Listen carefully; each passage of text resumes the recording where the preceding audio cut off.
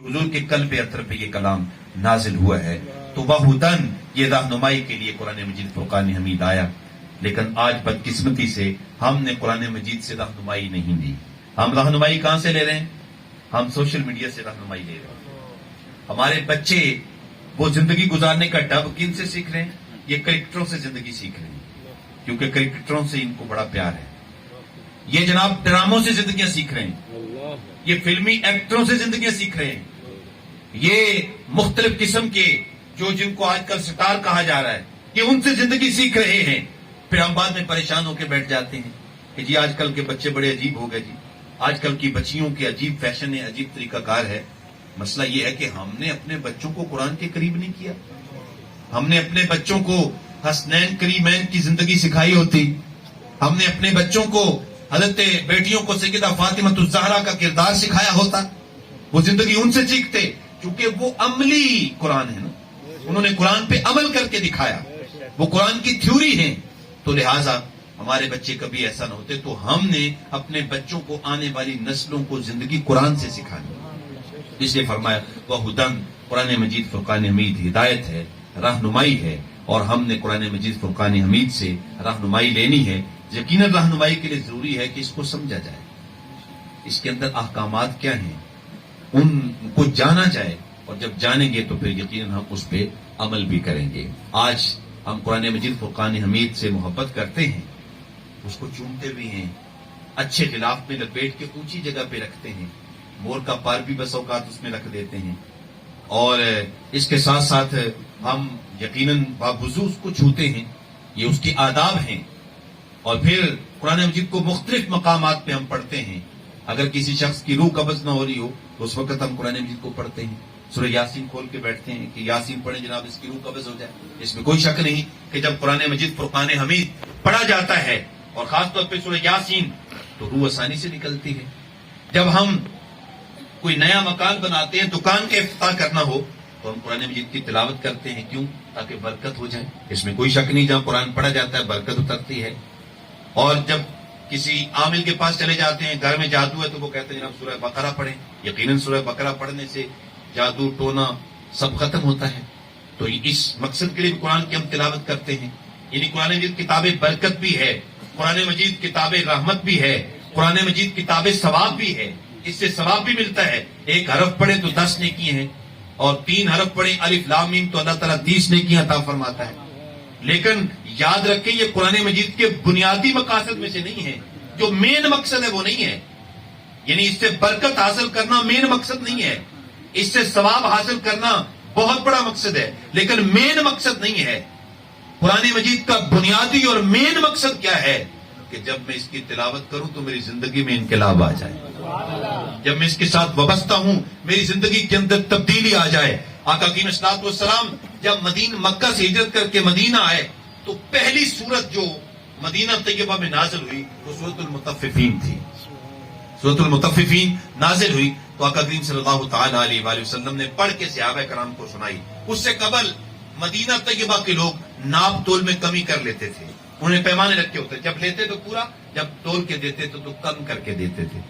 तो आका करीम इस्लाम ने जब ये सूरत पढ़ी ना, वैलुल लिल मुतफ्फिफीन अल्लज़ीना इज़ा क़ालू अलन नास यस्तौफून व इज़ा क़ालूहुम अव वज़नूहुम युखसिरून, जब ये आयत करीमा पढ़ के सुनाई कि नाप तोल में कमी करना ये अल्लाह के अजाब को दावत देने की बात है, इससे अल्लाह की नाराजगी होती है, तो जैसे ही सूरत पढ़ी उस वक्त से लेकर आज तक अहले मदीना ने कभी भी नाप तोल में कमी नहीं की। ये है कुरान मजीद से जो है वो फायदा लेना, ये है कुरान मजीद से जिंदगी सीखना।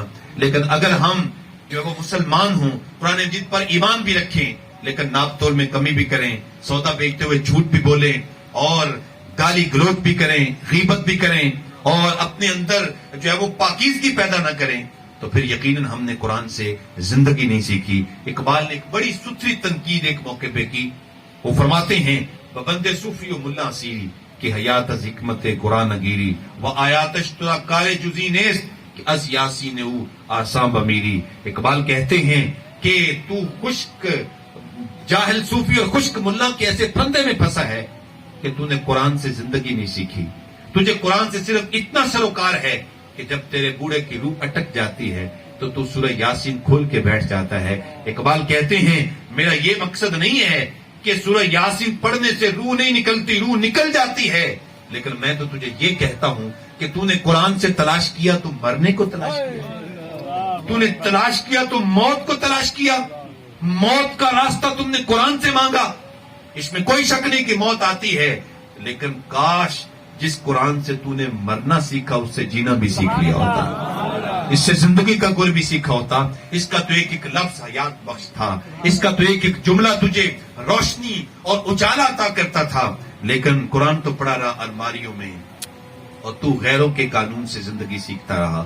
آج ہماری پستی، آج ہماری گراوٹ کا سبب یہ ہے کہ ہم نے قرآن سے زندگی نہیں سیکھی. آؤ ہم قرآن مجید فرقان حمید سے زندگی سیکھیں.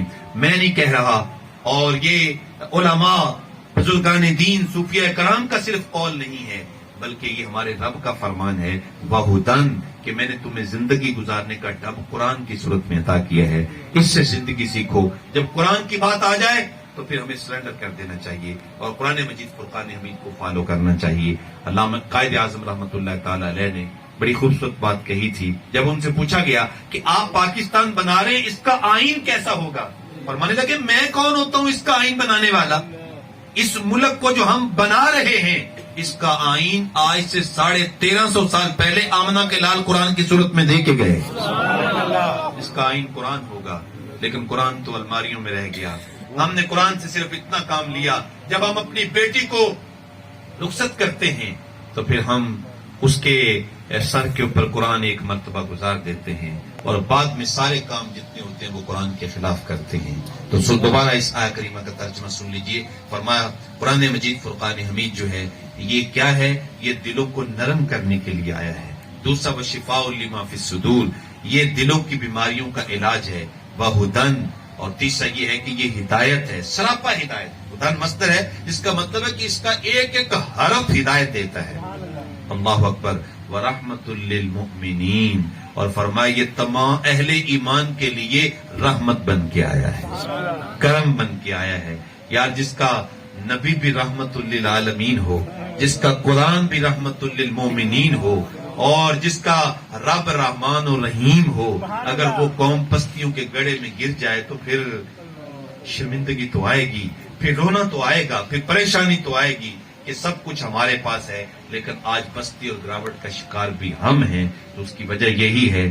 وہ اقبال نے یہی کہا تھا کہ وہ معزز تھے زمانے میں مسلمان ہو کر، اور تم خار ہوئے اوتار کے قرآن ہو کر. آج کے درس قرآن میں ہم عزم کریں اور ہم یہ فکر لے کر کے جائیں کہ ہم قرآن مجید کے ساتھ جڑیں گے. ادارت المصطفیٰ کا پیغام یہی ہے، ادارت المصطفیٰ کی فکر یہی ہے کہ اے بندگان خدا قرآن سے جڑ جاؤ. سینے میں صاحب قرآن کی محبت ہو، لبوں میں قرآن مجید کا قصیدہ ہو، تو پھر یہ قوم آگے بڑھے گی. اس قوم کو اللہ تعالیٰ کامیابیاں عطا فرمائے گا.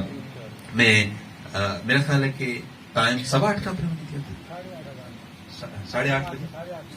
تو حضرت قبلہ عالم مبلغ اسلام پیرزادہ محمد رضا صاحب مصطفی دامت برکاتہم العالیہ نے ایک مرتبہ بڑی خوبصورت بات ارشاد فرمائی تھی کہ آج لوگ کہتے ہیں جی ہم آ رہے ہیں، ہم پاکستان کے اندر تبدیلی لے کے آئیں گے. تبدیلی کا نعرہ کبھی کسی نے لگایا، کبھی کسی نے لگایا، کبھی کسی نے لگایا، لیکن آپ کے سامنے ہے کہ غریب بیچارے کے اندر تبدیلی نہ آ سکی. اس کے اوپر بوجھ سے زیادہ بوجھ ڈلتا چلا گیا، اور آج آپ کے سامنے ہے کہ غریب کا جینا حرام ہو گیا. بجلی کے بلوں کی وجہ سے لوگ خودکشیاں کر رہے ہیں، مہنگائی کی وجہ سے لوگوں کی زندگی اجیرن ہو گئی، اور مختلف قسم کے محاذوں پہ لوگ آج زندگی اور موت کی کشمکش میں ہیں. تو جو بھی آتا ہے وہ غریب کا نام لے کے آگے آتا ہے، لیکن غریب کو پستی اور گراوٹ میں گرایا جا رہا ہے. تو ایک بڑی خوبصورت بات حضرت نے ارشاد فرمائی تھی کہ ہم بھی کہتے ہیں کہ تبدیلی آ سکتی ہے. کوئی کہتے ہیں جی ہمیں آگے لاؤ تبدیلی آ جائے گی، وہ کہتے ہیں ہماری پارٹی کو آگے لاؤ تبدیلی آ جائے گی. ہم یہ کہتے ہیں تم قرآن کو آگے لے کے آؤ تبدیلی آ جائے گی. تم قرآن مجید فرقان حمید کو آگے لے کے آؤ تبدیلی آ جائے گی. وہ ایک حدیث پاک کو انہوں نے بیان کرتے ہوئے فرمایا کہ ایک شخص حضور کی بارگاہ میں حاضر ہوا.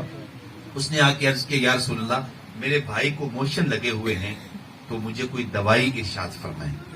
تو آقا کی صلی اللہ علیہ وسلم نے ارشاد فرمایا جاؤ اپنے بھائی کو شہد پلاؤ. وہ گئے اور بھائی کو شہد پلایا تو واپس آ گیا کچھ دیر کے بعد. عرض کرتے ہیں حضور اس کی بیماری تو اور بڑھ گئی ہے, اس کے موشن اور بڑھ گئے ہیں. تو آقا کریم صلی اللہ علیہ وسلم نے فرمایا جاؤ میں نے تمہیں کہا ہے اس کو شہد پلاؤ. تو دوبارہ گیا, شہد پلایا. اگلے دن آ گیا حضور بیماری تو اور بڑھ گئی ہے. تو آقا کریم فرمایا میں نے تمہیں کہا ہے شہد پلاؤ, تمہارے بھائی کا پیٹ جھوٹا ہے, رب کا قرآن سچا ہے. کیونکہ شفاء للناس قرآن کہتا ہے نا, اس کو شہد پلاؤ. اس نے تیسری مرتبہ شہد پلایا. پھر آ گیا بیماری بڑھ گئی, فرمایا اور پلاؤ. چوتھی مرتبہ جب اس نے شہد پلایا تو پھر واپس آ کے بتایا حضور میرا بھائی بالکل ٹھیک ہو گیا. اب علماء نے اس حدیث پہ بحث کی کہ کیا وجہ ہے کہ 3 مرتبہ شہد پلایا گیا شفا نہیں ہوئی, چوتھی مرتبہ شہد پلایا گیا شفا ہو گئی, بندہ بچ گیا, اس کو تندرستی مل گئی. وجہ کیا ہے؟ تو علماء فرماتے ہیں اصل میں شہد کی جو مطلوبہ مقدار تھی وہ ابھی پوری نہیں ہوئی تھی. جتنا اس کو شہد شفا دے سکتا تھا ابھی اس کی مقدار مکمل نہیں ہوئی تھی. جیسے وہ مطلوبہ مقدار پوری ہوئی اللہ تعالیٰ نے شفا عطا فرما دی. لوگ کہتے ہیں حالات ٹھیک نہیں ہیں, ہم کہتے ہیں درس قرآن دو. اگر حالات پھر بھی ٹھیک نہیں ہوتے درس قرآن اور بڑھا دو. اگر حالات پھر بھی ٹھیک نہیں ہوتے قرآن کا درس لوگوں میں اور بڑھا دو. اگر حالات پھر بھی ٹھیک نہیں ہوتے درس قرآن اور بڑھا دو. جب قرآن مجید کی مقدار جتنی لوگوں کو ضرورت ہے اگر وہ پوری ہو جائے گی تو اللہ تعالیٰ اس ملک کو بلندیاں عطا فرمائے گا. اس ملک کو جو وہ انقلاب آ جائے گا, اس ملک کے اندر تبدیلی آ جائے گی. شرط کیا ہے کہ لوگوں کو قرآن مجید کے ساتھ وابستہ کر دو. اس لیے ہم یہی کہتے ہیں آفاق کے ہر گوشے میں قرآن سنا کر دم لینا, اب رکنا نہیں اب تھمنا نہیں, فردوس میں جا کر دم لینا. تو آؤ قرآن مجید فرقان حمید کی فکر کے ساتھ ہم جڑ جائیں, اس کی تلاوت کو اپنا معمول زندگی بنائیں, اس کے معانی و مطالب کو سیکھیں, درس قرآن مجید میں ہم شرکت کریں, دوست احباب کو دعوت دیں, اور جہاں بھی قرآن مجید کا پیغام آپ کو ملتا ہے اس کو لینے کے لیے حاضر ہوں انشاءاللہ تعالی. اس کے ذریعے ہمارے گھروں میں بھی برکتیں اتریں گی. اللہ تعالی ہمیں کرم نوازیوں سے مالا مال کرے گا. دعا ہے اللہ تعالی ادارت المصطفیٰ حلقہ ٹبہ سلطان پور کے نوجوانوں کو ان کی کاوشوں کو قبول فرمائے اور